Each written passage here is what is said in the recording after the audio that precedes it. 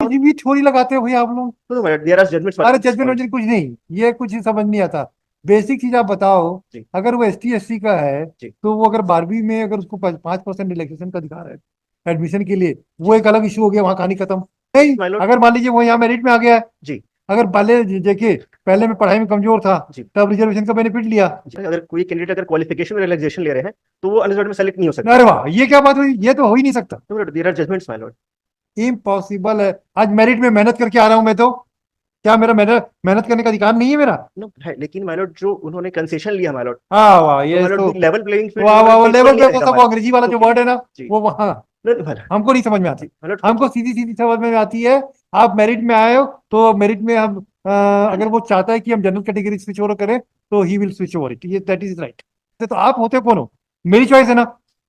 मैं schedule caste schedule tribe candidate हूँ, मुझे अपना अपना भला बुरा सब मालूम है। जी तो आप होते कौन हो?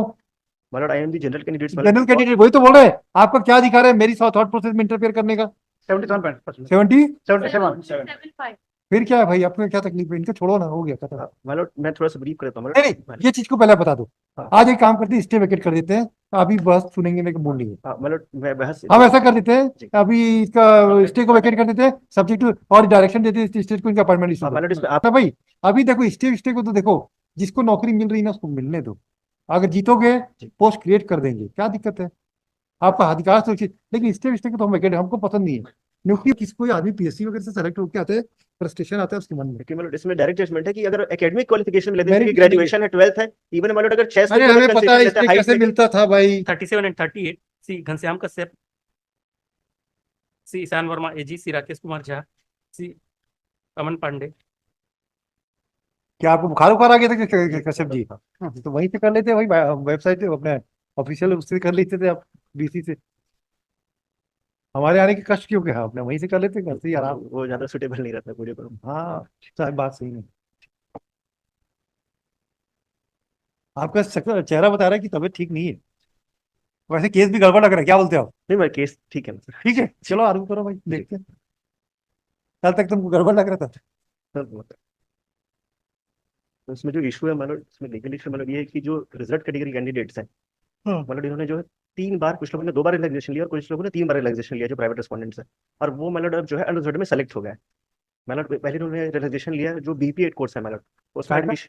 BP8 मतलब बैचलर इन फिजिकल एजुकेशन का जो हाँ कोर्स है, हाँ उसमें एडमिशन के लिए मिनिमम क्राइटेरिया है कि ग्रेजुएशन में 50% मार्क्स होना चाहिए। हाँ और उसमें ST SC OBC को 5% का रिलैक्सेशन है, तो जो ST SC OBC 45% मार्क्स है वो भी एलिजिबल है B.Ed कोर्स परस्यू करने के लिए। तो उन्होंने फर्स्ट टाइम रिलैक्सेशन लिया ST SC OBC ने BP8 कोर्स में एडमिशन लेने के लिए और उन्होंने BP8 क्वालिफाई कर लिया। ठीक है, उसके बाद उन्होंने मतलब जो नेट और सेट का एग्जामिनेशन होता है उसको क्वालिफाई करने के लिए भी ST SC OBC को 5% का रिजर्वेशन मिलता है। उन्होंने उस एग्जामिनेशन को भी क्वालिफाई किया और सर्टिफिकेट ऑब्टेन किया कंसेशन लेके।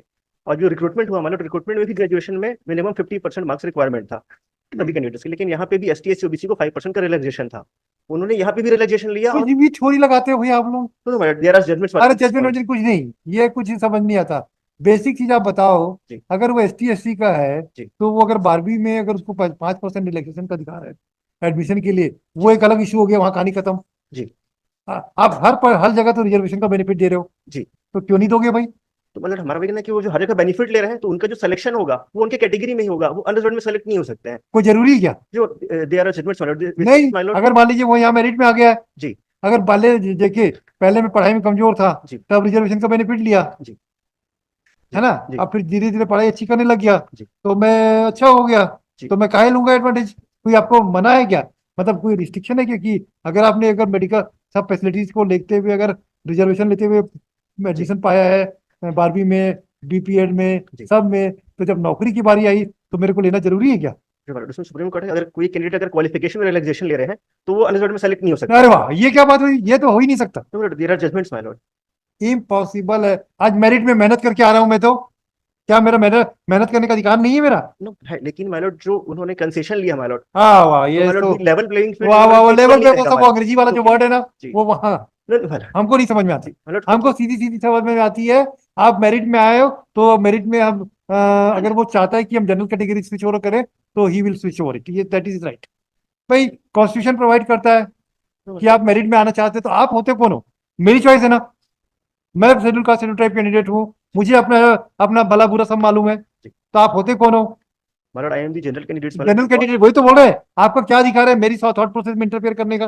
Because my lord the rules are आपको लगता नहीं भाई? माय लॉर्ड की हमको कुछ जम नहीं रहा आपकी बातों में। माय लॉर्ड इसमें साइटेशन माय लॉर्ड सेम इसी पॉइंट्स में माय लॉर्ड कि अगर वो एकेडमिक क्वालिफिकेशन में कंसेशन लेके क्वालिफाई कर रहे हैं तो इवन अगर वो रिटन एग्जामिनेशन होता है और उसमें उसका मार्क्स कोई ऐड नहीं रिटर्न एग्जाम नहीं, अरे भाई देखो वो 12वीं और ग्रेजुएशन की जो परीक्षा होती है जी। वो अलग होती है, जी। और ये तो कॉम्पिटिटिव एग्जामिनेशन में इसी पॉइंट पे ही माय लॉर्ड है। कि जो चीज को ये बोल रहे हैं हाँ, वो हमारे लिए केवल एक eligibility qualification for applying the post. Post. जी इसमें जो जजमेंट्स वाला उसी उसी में- पॉइंट पे है कि अगर मैंने- एकेडमिक है? क्वालिफिकेशन अच्छा, आपको 12वीं में कितना परसेंट था? मैं इसमें मैं graduation का dispute नंबर 10 मेरिट कहीं हमने कहीं लाभ लिया ही नहीं, हमारे नहीं नहीं नहीं, टॉपर रही है। अरे छोड़ो ना, पहले पहले पहले फैक्ट्स को डाइजेस्ट करने दीजिए, को समझ में आ जाएगा। और आप ये बताओ, जो कैंडिडेट है कौन है अभी? बाकी लोगों को तो अपॉइंटमेंट ऑर्डर हो गया है, जी माय लॉर्ड 4 से अब जो 5 बचे हैं वो लोग कौन है इसका? भारतीय राजा इनने हाँ। कहीं पर अवेल नहीं किया हाँ। reservation। हमने कहीं भी कोई लाभ नहीं लिया है, मतलब आपका 12वीं में कितना मेरिट? क्रीमी लेयर नहीं नहीं, 12वीं में कितना परसेंट था?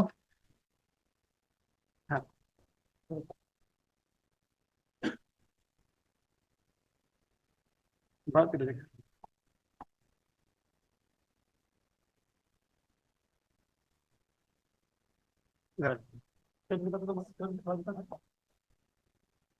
फिफ्टी सिक्स और बीएससी में, उसके बाद 73% है ना, और हायर एजुकेशन में पेज पे 25 नहीं हैं? है, पेज नंबर 25 हाँ, कितना परसेंट बताइए तो, क्या नाम है इनका?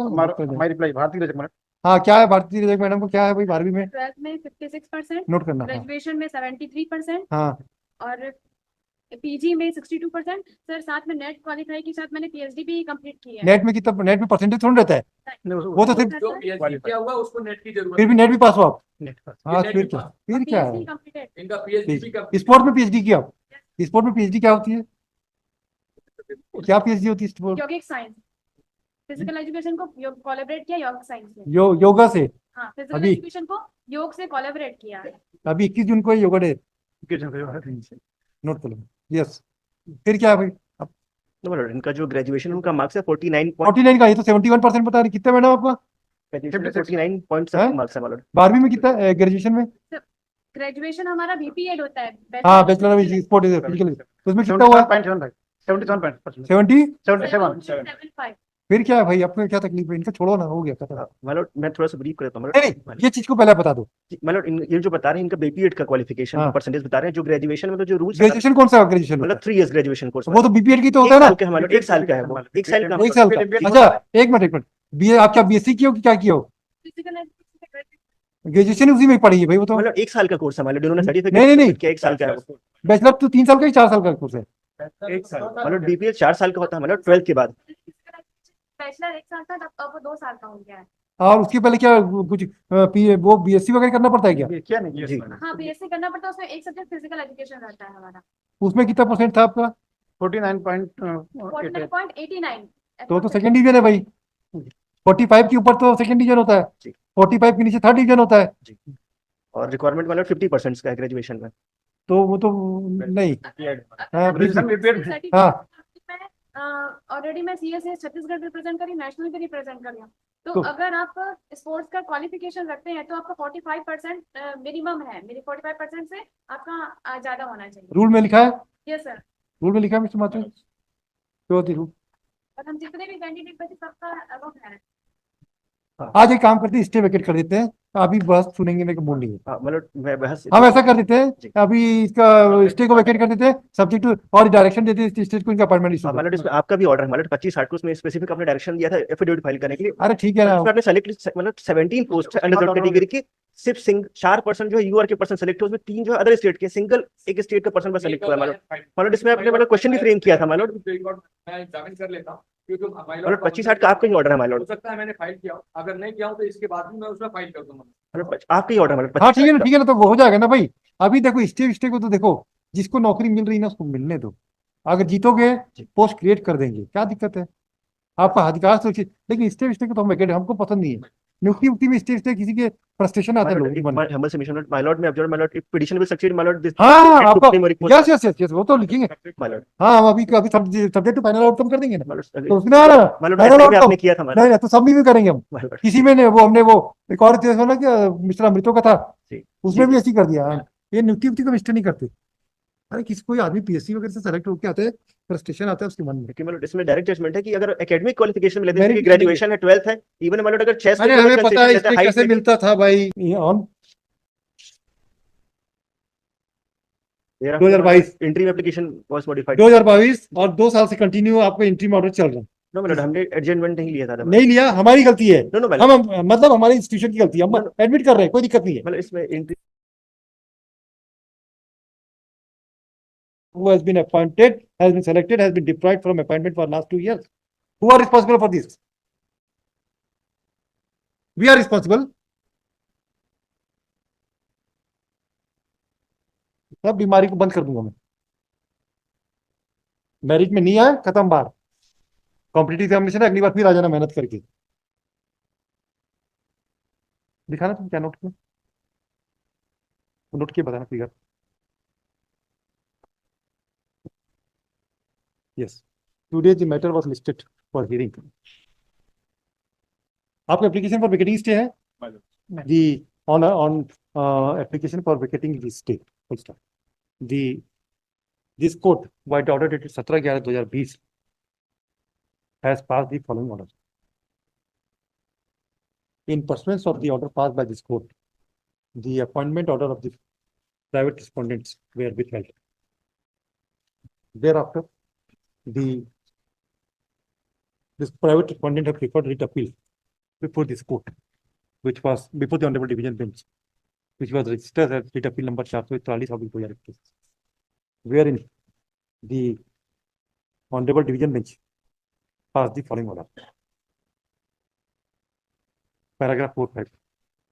Still, the matter has not reached to its final end, despite lapse of more than 3 years and 3 months. On 25/8/2022,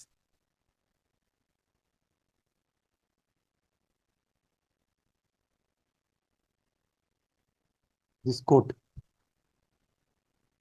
has issued certain direction and directed the matter to be listed on the top of the list on 22/9/2022.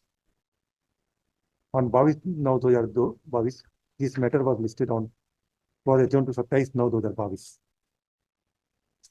And thereafter, it has not reached to its logic for hearing. Again, the matter was listed on 11/10/2023. But not finally decided. The private respondent number 10, Bharti Rajak और कौन है? और कौन है? पवन? You are at serial number? Yes. Serial number 4. Have moved an application for 3, 4, 5. No, बाकी लोगों का तो अपॉइंटमेंट ऑर्डर इशू हो गया ना? नहीं मैडम, इन लोग का बचा हुआ था। 3, 4, 5, 11, 12 का बचा। 1 मिनट, 4, 5, 1 मिनट। 3, हाँ, और 4, 5, हाँ, 11, 12 और 10 और 11 को 10 को मिल गया क्या? जी नहीं, 10 का नहीं, 10 का नहीं है? 10 का नहीं 10 को नहीं मिला। 10 11 10 का भी नहीं, यस, और 11 11 का भी बचा है मैडम। बचा है। बाकी लोगों को अपॉइंटमेंट ऑर्डर मिल गया। मैंने नेम डिलीट करने का एप्लीकेशन ये लगाए थे और यहाँ से नेम डिलीट हो चुका है। अभी मैंने During pendency of the petition, the petitioner moved an application for deleting the name of respondent number 6, 7, 8, 9, 13, and 14, which was allowed by this court on 11/10/2023. As such, the appointment of respondent number 3, 4, 5, 10, and 11 are still stayed at 12 in view of the interim order passed by this court. Therefore, an application for vacating the stay order was passed.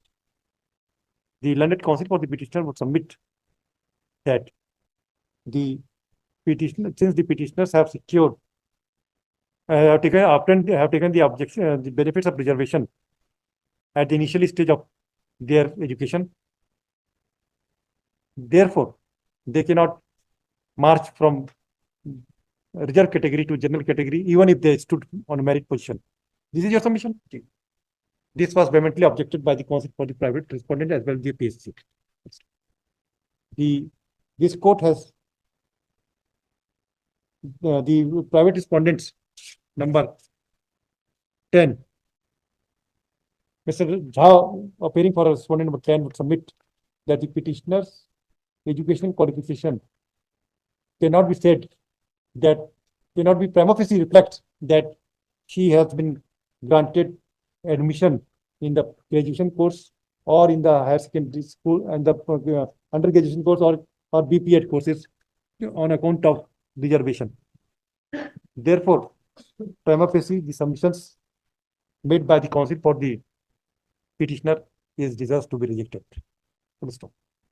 To substantiate the submission, the counsel for the petitioner would submit that the petitioner has secured 12th में कितना था 56%, 56% in 12th class, comma in BSc with physical education her percentage was 49.88%. It has also been submitted that the petitioner has participated in national level or state level? National level. Which sports? Cricket. The petitioner has participated in national level cricket and cricket sports in national as well as state level, state as well as national level. Therefore, she is entitled to get 10 marks or 10%?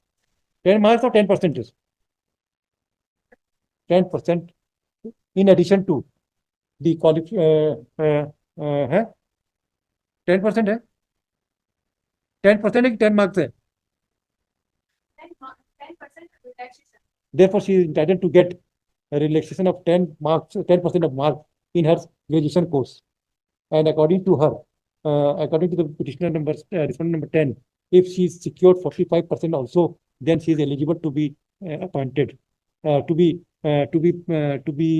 considered for appointment as per the recruitment rules made in this behalf. Considering this fact that and thereafter in BPEd she has secured 77%, na? 77%, and MPA and the net also she has cleared the net and then also completed PhD in the physical education subject. Thus she fulfilled all the requisite qualification. Considering this aspect of the matter and the foundation laid by the petitioner regarding a stay is that the petitioners have been given benefit of reservation while getting the respondents have been given benefits of reservation at the initial stage. Therefore, they cannot march over for getting employment in a general category. Cannot prima facie seems to be not acceptable. Accordingly, the interim order passed by this court is deserves to be vacated. Accordingly, it is vacated. However, it is made clear that the appointment order will be subject to final outcome of the petition. It is directed that the state shall issue the appointment order to the respondent number 3, 4, 5, 10, 11, 12, 12 within 1 month from the date of receipt of copy of the respondent state is directed to proceed with the issuance of appointment order. However, they will clarify that this appointment will be subject to final outcome of both the petitions. Number दे देना these दोनों का. This court cannot lose sight of the fact while considering the interim order that the interim order was passed by this